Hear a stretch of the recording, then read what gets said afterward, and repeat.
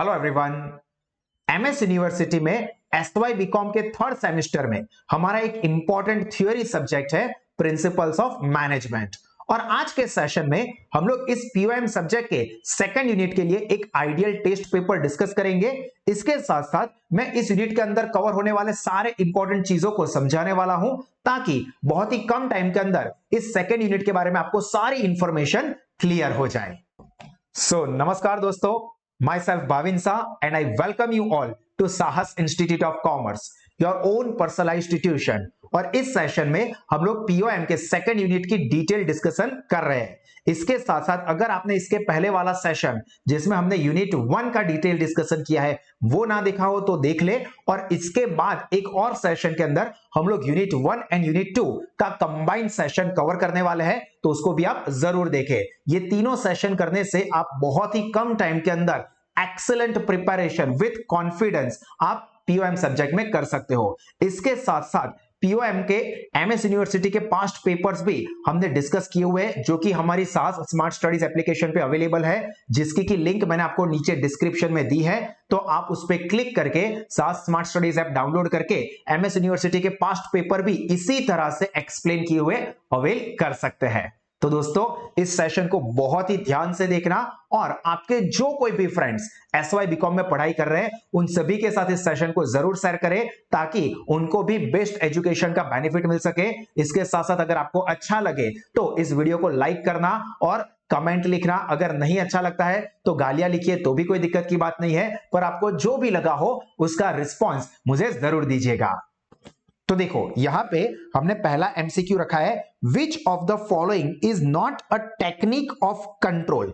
अब दोस्तों यहां पे आपको कंट्रोल की टेक्निक्स के बारे में पता होना चाहिए। अब आपने जहां कहीं पे भी पढ़ाई की हो, एमएस यूनिवर्सिटी कंट्रोल की बहुत कम टेक्निक को कवर करता है, बट एक्चुअली में टेक्निक्स बहुत सारी है और ये कोई भी टेक्निक रिलेटेड क्वेश्चन कर सकते हैं, तो आपको इसके नाम पता होने चाहिए। इसलिए मैं यहाँ पे सभी अलग अलग टेक्निक्स की जो नाम है और इंफॉर्मेशन है वो दे रहा हूं।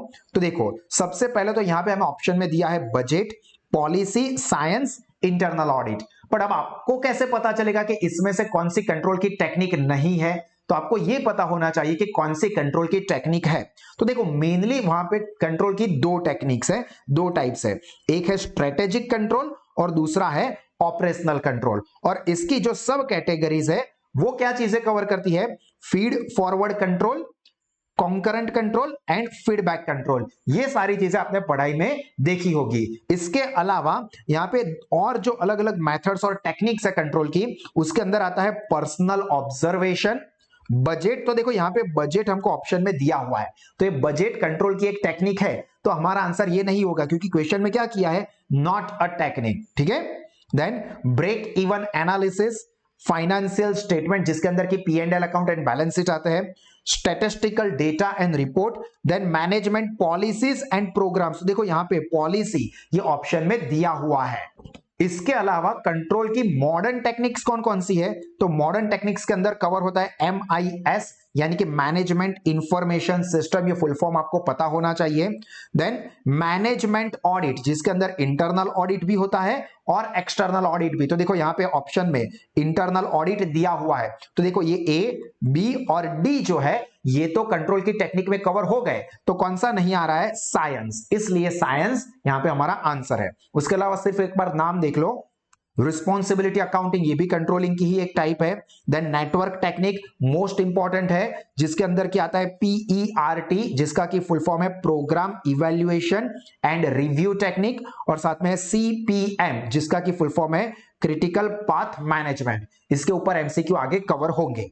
Then balance score card, ratio analysis, EVA full form आपको पता होना चाहिए। आपको ऐसा लगे कि ऐसा क्वेश्चन पूछ दिया एमएस यूनिवर्सिटी में जो तो सिलेबस के बाहर का है या हम तो नहीं पढ़े हैं, तो ऐसा नहीं है, उसके रिलेवेंट सारे टॉपिक कवर कर सकते हैं। इसीलिए ये सेशन आपको बहुत हेल्पफुल होने वाला है। तो EVA का फुल फॉर्म है इकोनॉमिक वैल्यू एडेड, और दूसरा है MVA जिसका मतलब है market value added. Clear?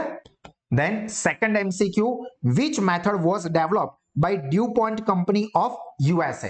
ड्यूपॉइंट company जो है USA ने, उसने कौन सी टेक्निक डेवलप की है? तो देखो PERT, CPM, decision tree and queuing theory. ये 4 यहां पे ऑप्शन है। देखो ये सारे वर्ड्स भी मैं इसलिए बोल रहा हूं क्योंकि कई सारे स्टूडेंट्स ऐसे होंगे जो गुजराती मीडियम से होंगे और उनको वर्ड्स पढ़ने में दिक्कत होती होगी। तो अगर आपको सिर्फ रीडिंग करना है तो हो सकता है कि आप रट्टा मारने की कोशिश करो पर आपको तकलीफ हो।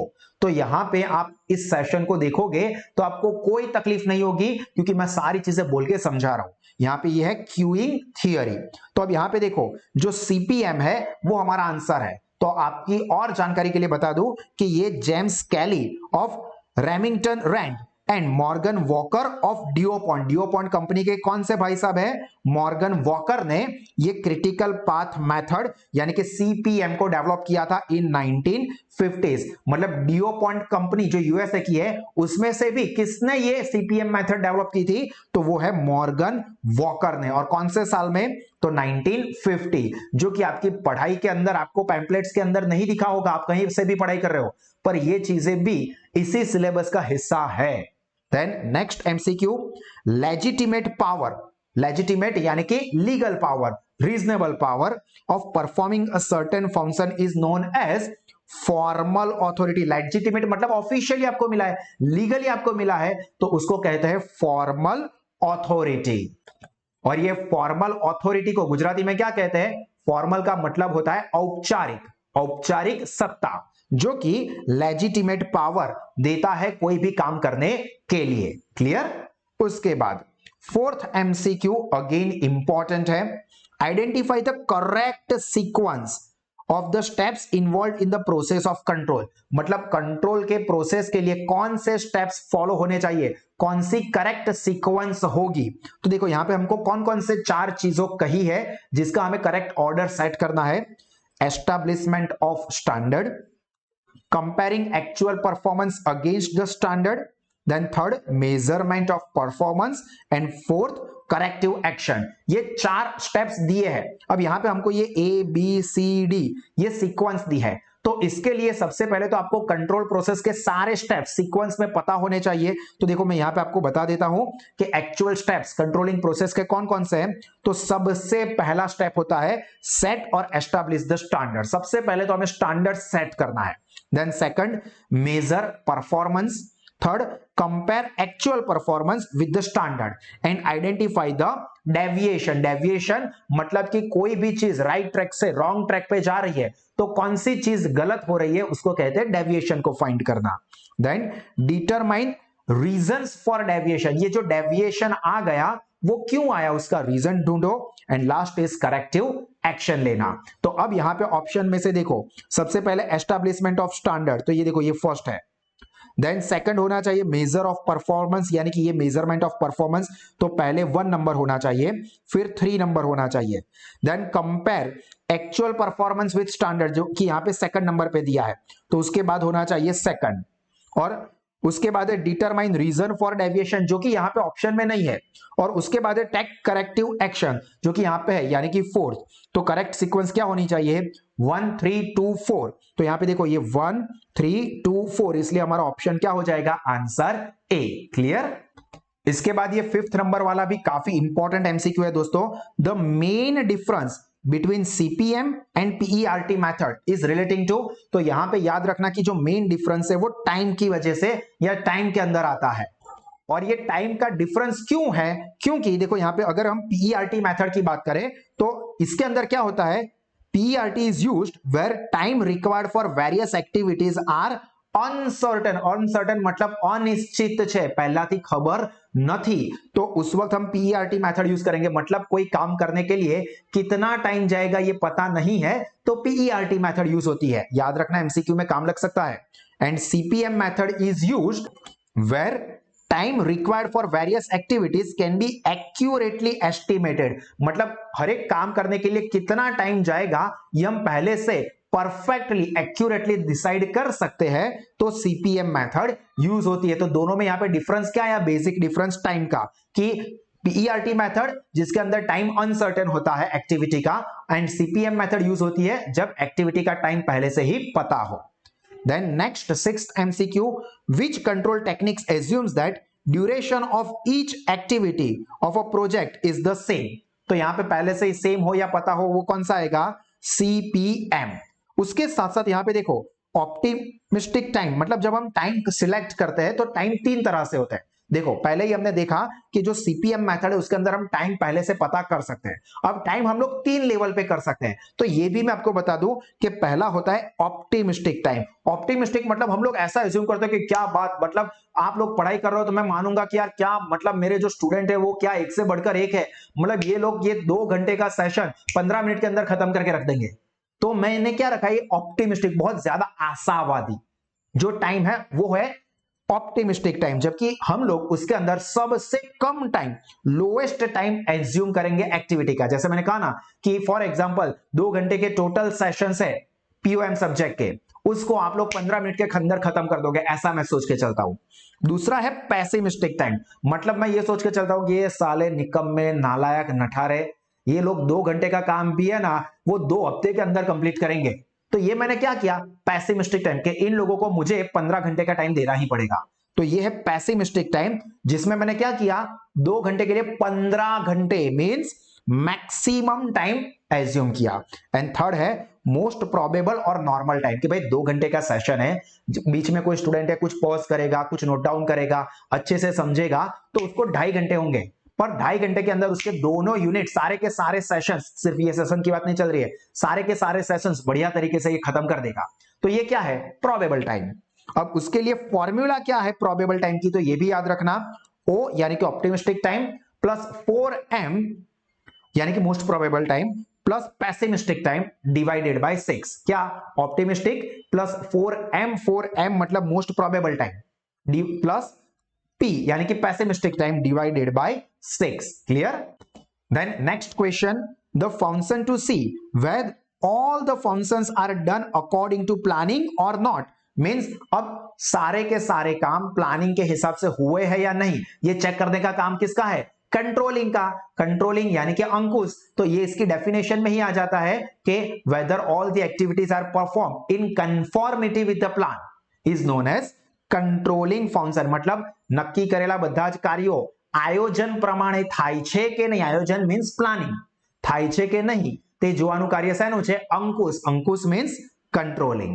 then 8 the function to motivate the employees for achieving the objective, मतलब objective means हेतुओ गोल એ achieve કરવા માટે એમ્પ્લોયી ને મોટિવેટ કરવા, એને શું કહેવાશે દોરવણી मार्गदर्शन। मैं अभी आपको क्या दे रहा हूं डायरेक्शन दे रहा हूं, भाई देखो आप ये 2-2.5 घंटे के अंदर बढ़िया सी प्रिपरेशन कर सकते हो, मतलब आप एग्जाम के अंदर फाड़ के रख दोगे, वो मैं क्या कर रहा हूं आप लोगों को डायरेक्शन दे रहा हूं, तो ये आएगा डायरेक्टिंग। क्लियर हुआ यहां तक?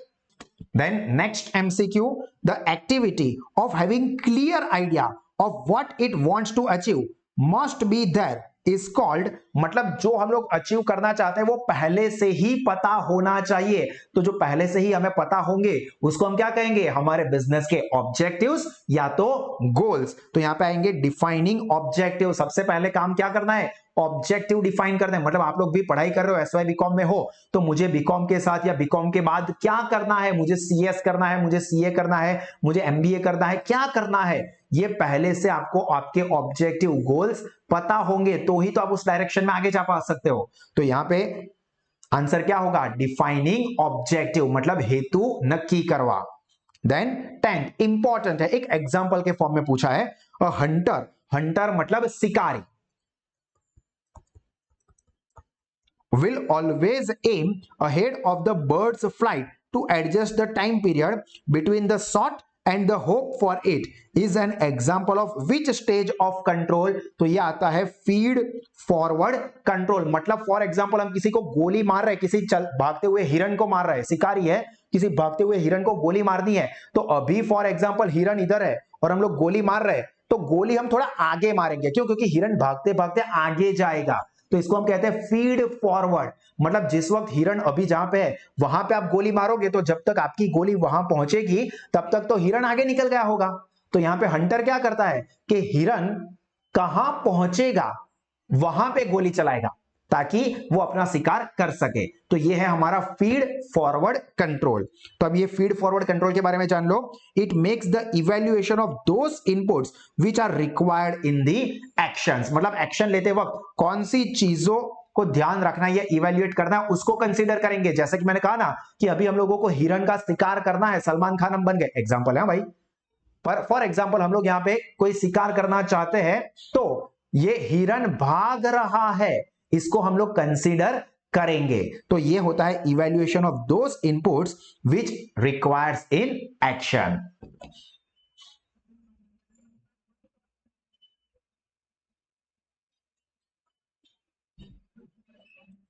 Then 11th, again very important MCQ, hierarchy of needs theory is developed by, किसने डेवलप की थी hierarchy of need? Most important question है, आप लोग 12th में भी पढ़ के आए थे। अब्राहम मास्लो, जॉन अब्राहम के बड़े भाई हैं। तो ये अब्राहम मास्लो ने कौन सी हायरार्की ऑफ नीड दी थी? आपको पता है 5 हायरार्की ऑफ नीड थी, ऐसा टेबल भी आप बनाते थे, जिसके अंदर सबसे पहला जो हमारी नीड आती है वो है फिजियोलॉजिकल नीड, शारीरिक जरूरियातों, जिसके अंदर क्या आता है? Food, clothes etcetera. ये सारी चीजें मैं एक्स्ट्रा बता रहा हूं, यहां पे याद रखना है कि जो हायरार्की ऑफ नीड थी वो दी थी हमें अब्राहम मास्लो ने। और उसकी हायरार्की ऑफ नीड क्या है, ये करेक्ट सीक्वेंस भी आपको पता होनी चाहिए, इसमें से भी एमसीक्यू बन सकता है। तो पहली होती है फिजियोलॉजिकल नीड, उसके अंदर क्या कवर होता है? तो फूड, क्लोथ, शेल्टर, ये सारी चीजें। देन सेफ्टी नीड्स, यानी कि job safety, physical security etcetera. Then social needs, जिसके अंदर क्या आता है? Love, affection. आजकल ऐसा है कि आप लोगों की सबसे पहली नीड ये है, क्या सोशल? लव, अफेक्शन, बेबी, जानू, सोना, मैसेज आना चाहिए, मेरे बाबू ने खाना खाया कि नहीं खाया, ये सारी चीजें पहली हो गई है अभी तो। देन एस्टीम नीड्स, ये जिसके अंदर आता है Prestige, power, status. And top level पे, मतलब लास्ट में जो हमारी जरूरत होती है वो होती है सेल्फ रियलाइजेशन नीड, जिसके अंदर कवर होता है maximum self development. Then next MCQ, blank is the willingness, willingness मतलब इच्छा, of a person to put high level of efforts to achieve goal, मतलब के गोल अचीव करने के लिए, मतलब मैं दिल से लग जाऊंगा भाई, मतलब मैं मेरी पूरी जान लगा दूंगा ये एग्जाम को बेस्ट लेवल पे क्रॉस करने के लिए, फ्यूचर में कंपनी सेक्रेटरी या चार्टर्ड अकाउंटेंट या अच्छे कोई भी लेवल पे पहुंचने के लिए भाई मैं मेरा दिल जान सब लगा दूंगा। तो ये क्या है? मोटिवेशन, कि आप मोटिवेटेड हो कुछ अचीव करने के लिए।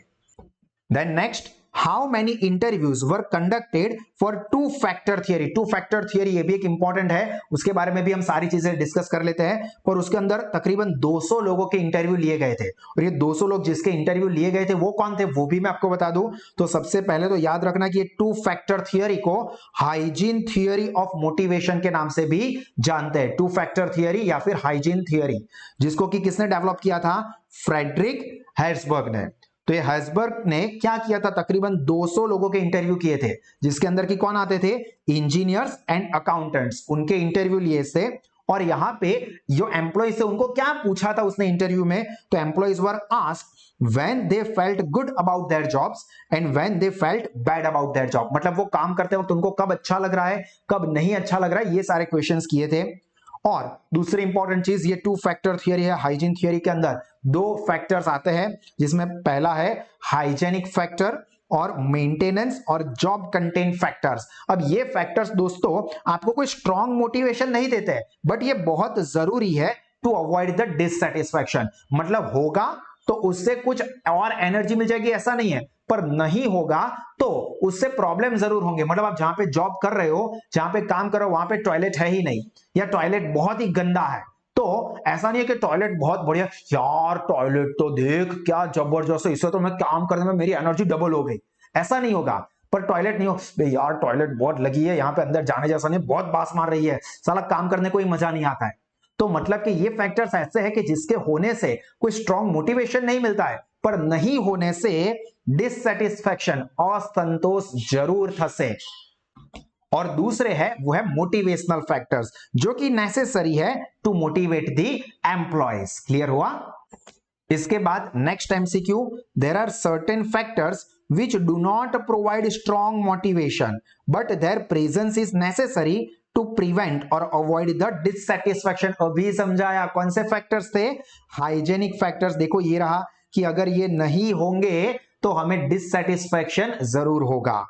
Then according to Maslow, all the need exist in the minds of, obviously सारी जरूरतें कहां पे होती है, हमारे दिमाग में। अब यहाँ पे हमारा मतलब एम्प्लॉय की बात चल रही है, मतलब एम्प्लॉय के माइंड में ये सारी नीड्स होती है। Then next MCQ, blank style of leadership, leader gives order to the subordinate and they have to follow without making any argument and question। मतलब कि इस टाइप की लीडरशिप में ऐसा होता है कि जो लीडर होता है वो ऑर्डर देगा और सबॉर्डिनेट को उसके बारे में कुछ सोचना नहीं है, कुछ पूछना नहीं है, जो लीडर ने बोला वही करना है। तो यहां पे हमको ऑप्शन दिया है free rein leadership, participative leadership, autocratic leadership and charismatic leadership. तो यहां पे आंसर तो टिक किया हुआ है, पर आपको कैसे पता चलेगा? तो मैं आपको ये चारों लीडरशिप के स्टाइल के बारे में इंपॉर्टेंट चीजें बता दूं ताकि कहीं से भी एमसीक्यू घुमा फिरा के भी आए तो भी आप क्लियरली लिख सको। तो देखो, सबसे पहले तो ऑटोक्रेटिक लीडरशिप क्या होती है? तो पहले तो उसके दूसरे नाम है ऑथोरिटेरियन। ऑटोक्रेटिक कहो या ऑथोरिटेरियन, ऑथोरिटेरियन मतलब ऑथोरिटी मेरी है, मैं ऐसा। एंड मोनोथेटिक स्टाइल ऑफ लीडरशिप, अब उसका मतलब क्या होता है कि एक ही पर्सन सारी चीजें कंट्रोल करेगा, एक के ही पास सारा पावर होगा। जैसे चाइना के अंदर है, चाइना के जो प्रेसिडेंट है उनके पास ही सारा पावर है। तो देखो, leader keeps full control and centralize the decision making power, मतलब लीडर के पास ही पूरा कंट्रोल रहेगा और जो डिसीजन मेकिंग है वो भी सेंट्रलाइज्ड, मतलब एक ही जगह पे कंट्रोल्ड होगी और वो एक ही लीडर सारे डिसीजंस लेगा। And there are 3 types of autocratic leader, ये आपकी जानकारी के लिए। पहले होते हैं स्ट्रिक्ट ऑटोक्रेट, मतलब बहुत स्ट्रिक्ट, ये जो मैंने कहा ना चाइना के प्रेसिडेंट ऐसा, मतलब मैं जैक मा भी अगर उसके खिलाफ कुछ बोला तो उसको भी रातों रात उठा देंगे। तो यहां पे स्ट्रिक्ट ऑटोक्रेट क्या करते हैं? Used negative techniques like criticism, penalty, threat. तू मेरे बारे में कुछ बोला, उठा लो इसको, तूने ये गलत किया, तूने मेरा ये ऑर्डर नहीं माना, निकाल दो इसको। तो ये हो गया strict autocrat. Then second, benevolent autocrat. Ben मतलब फायदा, अच्छा। तो बेनवॉलेंट क्या करते हैं? यूज पॉजिटिव टेक्निक्स, मतलब पावर है पर उससे क्या करेंगे? एप्रिसिएशन देंगे। जैसे कि महेंद्र सिंह धोनी, पावर है उसके पास पर वो क्या करेगा? अपने टीम मेंबर्स को एप्रिसिएट करेगा, रिवॉर्ड देगा, तो उसको कहेंगे benevolent leadership. And third, incompetent autocrat. Incompetent autocrat क्या होंगे? वो खुद इनकॉम्पिटेंट है। इनकॉम्पिटेंट का मतलब असक्षम हो, तो એ પોતે અસક્ષમ છે પણ એવું તો બતાવે ને જો મને તો આવડતું જ નથી, मैं तो ગાંડા જેવો છું, હું લીડર છું, એટલે શું કરે? પોતાની ધાક ધમકીથી બીજાને ડરાઈને રાખે। तो देखो, use autocratic style to hide his incompetence. तो यहां पे देखो आंसर क्यों ऑटोक्रेटिक है, क्योंकि यहां पे यही है कि लीडर ही ऑर्डर देगा और सब लोगों को उसको फॉलो करना है, कोई आर्ग्यूमेंट नहीं, इसलिए यहां पे ऑटोक्रेटिक लीडरशिप ये आंसर है। इसके साथ साथ जो दूसरी स्टाइल है पार्टिसिपेटिव लीडरशिप, उसको भी समझ लो। देखो, पार्टिसिपेटिव, पार्टिसिपेशन मतलब भाग लेवानु। तो लीडर्स शेयर द पावर, यहां पे लीडर खुद के पास सारा कंट्रोल नहीं रखेगा, शेयर करेगा power and allows the participation of the subordinates in decision making. तो अगर इसके बेस के ऊपर आता है कि leadership in which leader share the power और involve subordinates in decision making, तो वो होता है participative leadership. Then free rein leadership, मतलब इसके अंदर तो सबऑर्डिनेट तू डिसीजन मेकिंग में इन्वॉल्वमेंट ले रहे, ऐसा नहीं, तू ही डिसीजन ले, मतलब सारा तुझे ही दे दिया। तो देखो, फ्री रेन लीडरशिप या फिर लेज फेयर लीडरशिप, जिसके अंदर क्या होता है? लीडर्स अवॉइड द पावर, मुझे कोई पावर नहीं चाहिए, मैं लीडर हूं पर मैं ये पावर क्या कर दूंगा? सबको दे दूंगा, सब फ्री है, all the subordinates are free and leader maintain the contact with the outsider। Leader क्या काम करेगा? बाहर के सब लोगों के साथ रिलेशन बना के रखेगा ताकि वो बिजनेस मार्केट के अंदर आगे बढ़े। बाकी डिसीजन मेकिंग पावर, ऑथोरिटी सारी वो सबऑर्डिनेट्स के बीच में डिस्ट्रीब्यूट कर देगा। And last is charismatic leadership. Charismatic मतलब क्या? पर्सनालिटी, पर्सनालिटी से इन्फ्लुएंस हो जाना। कई बार हम नहीं देखते कि अरे बंदे की पर्सनालिटी तो देख, इसकी पर्सनालिटी से ही मैं उसकी तरफ अट्रैक्ट हो गया हूं या उसको फॉलो करता हूं। तो देखो, it is also known as great man theory of leadership. Charismatic theory को great man theory of leadership भी कहा जाता है। And according to this theory, leaders are born and not made, जो कि मैं बिल्कुल भी नहीं मानता हूं। Leaders are made not born, यहां पे क्या कहता है कि भाई लीडर्स आर बोर्न मतलब जो पैदा, लीडर्स जो है वो पैदा ही होता है, मतलब बाहुबली पैदा हुआ, बाहुबली का बेटा है, मतलब कि वो अमरेंद्र बाहुबली बनेगा ही बनेगा और महेशमती को चलाएगा ही चलाएगा। अब ऐसा नहीं है, ये मूवी में अच्छा है, अदरवाइज आपने सुपर 30 मूवी देखा हो ऋतिक रोशन का, तो उसमें क्या कहा है कि अब राजा का बेटा राजा नहीं बनेगा, राजा वही बनेगा जो हकदार होगा। मतलब कि जो कैपेबल है वो लीडर बनते हैं, पर ये थियरी के अंदर ऐसा है, इसलिए ये सेंटेंस है। And as per this leaders have some god gifted attributes, मतलब कि भगवान ने इसके अंदर कुछ स्किल देके ही रखा है। मतलब तू महेंद्र बाहुबली का बेटा है, मतलब तेरे अंदर ठूस ठूस के ताकत भर के दी है भगवान ने। तो ये है charismatic leadership. Clear?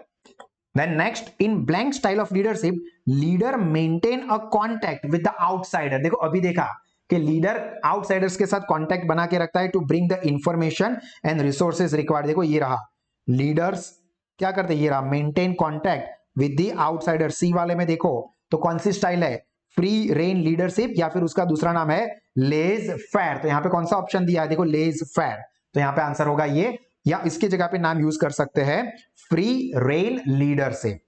Then next, at the left end of the leadership continuum, ये भी बहुत इंपॉर्टेंट टॉपिक है। There is a blank leadership style. अब देखो दो मेन पार्ट होते हैं, एक लेफ्ट साइड यहां पे देख लो, autocratic and free rein are two extreme style of leadership. मतलब या तो फुल ऑटोक्रेट होगा या तो फिर कंप्लीट फ्री रेन होगा, मतलब या तो पूरा पावर सबऑर्डिनेट के पास या तो पूरा का पूरा पावर लीडर के पास। तो लेफ्ट साइड पे बॉस सेंटर्ड लीडरशिप होती है। बॉस सेंटर्ड मतलब सारे के सारे पावर लीडर के पास, बॉस के पास, जो कि लेफ्ट साइड होते हैं। और जैसे जैसे हम लोग राइट साइड पे शिफ्ट होंगे वैसे वैसे लीडर अपना पावर अपने सबऑर्डिनेट्स के बीच में डेलीगेट करता जाएगा, और लास्ट राइट साइड पे एंड पे पहुंचे मतलब पूरा कंट्रोल सबऑर्डिनेट को मिल गया। तो राइट साइड पे एक्सट्रीम होता है यहां पे सबऑर्डिनेट सेंटर्ड स्टाइल। तो ये याद रखना कि जो लीडरशिप कंटेनिनम है उसमें दो साइड, एक्सट्रीम लेफ्ट साइड होती है वो होता है बॉस सेंटर्ड, और एक्सट्रीम राइट साइड होती है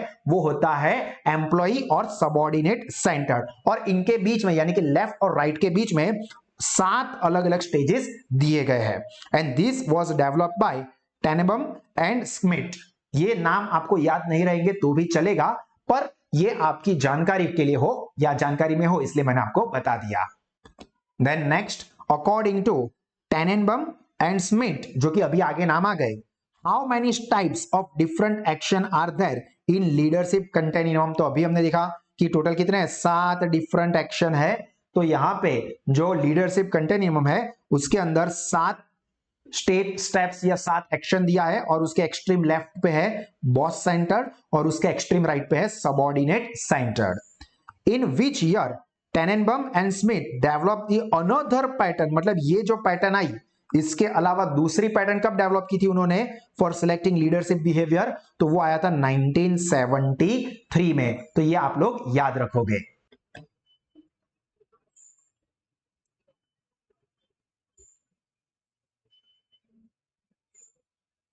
Then next, Abraham Maslow presented his theory in his paper, ये नाम याद रखना, A Theory of Human Motivation। उसके अंदर अब्राहम मास्लो ने अपनी जो थियोरी थी वो प्रेजेंट की थी। Then Maslow's theory was first presented in which year? तो in 1954। 1954 में The Theory of Human Motivation वो उसने प्रेजेंट की थी। Then next MCQ, charismatic theory of leadership is also known as, देखो ये charismatic theory of leadership अभी हमने डिस्कस कर लिया, उसका नाम क्या है, great man theory of leadership. तो यहां पे हमारा आंसर होगा option B. Clear? Then next, the word communication is derived from the Latin word communis. Latin भाषा के कम्युनिस वर्ड पर से ये कम्युनिकेशन शब्द आया है, और मैं आपको बता दूं नॉलेज के लिए कि कम्युनिस का मतलब होता है to share। Clear? Then the sender organize his idea into symbols such as words, signs, charts, figures, data, gestures and so on। Then this is known as encoding. मतलब कि जो सेंडर है वो उसके माइंड में जो आइडिया होता है, क्योंकि आपको पता है जो आप एफवाई बीकॉम में भी पढ़ चुके हो पूरा कम्युनिकेशन सब्जेक्ट के, कम्युनिकेशन का प्रोसेस शुरू होता है एक आइडिया से जो कि सेंडर के माइंड में आता है। फिर सेंडर क्या करता है, उस आइडिया को कोई वर्ड्स, कोई साइंस, कोई सिंबल्स का यूज करके यानी कि एनकोड करता है, और वो बन जाता है मैसेज। जब सेंडर अपने आइडिया को एनकोड करता है, जो एनकोडिंग का प्रोसेस मतलब क्या, कि ये जो आइडिया है उसको वर्ड या साइंस या सिंबल्स वगैरह देना, तो वो बन जाता है मैसेज। और बाद में वो मैसेज को कोई चैनल का यूज करके रिसीवर तक पहुंचाते हैं, और फिर वो रिसीवर उस मैसेज को रिसीव करते हैं और उसके बाद उसको डिकोड करता है। रिसीवर क्या करता है? डिकोडिंग करता है। सेंडर एनकोड करता है, रिसीवर डिकोड करता है। मतलब कि ये जो डिकोडिंग है ये एनकोडिंग का ऑपोजिट है, और यहां पे जो रिसीवर है वो उस मैसेज को इंटरप्रेट करता है and last stage of communication होता है कि समझने के बाद वो अपना फीडबैक सेंडर को भेजता है। तो जो फीडबैक है ये कम्युनिकेशन प्रोसेस का लास्ट स्टेप है।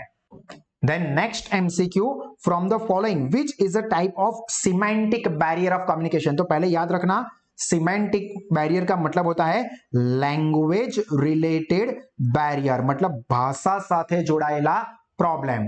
तो यहां पे मैं आपको सारे बैरियर्स के बारे में इंफॉर्मेशन दे दूंगा ताकि ये पूरा इंपॉर्टेंट पार्ट आपका क्लियर हो जाए। तो सबसे पहला तो अनक्लैरिफाइड एजम्पशन, ये आता है सिमेंटिक बैरियर में। अब यहां पे सिमेंटिक बैरियर के अंदर और कौन कौन सी चीजें इंक्लूड होती है वो ध्यान से समझ लेना, क्योंकि यहां पे सारे बैरियर्स मिक्स हो जा सकते हैं और आप एग्जाम में गलती कर सकते हो। तो इस पार्ट को, वीडियो को पॉज करके अच्छे से देख लेना।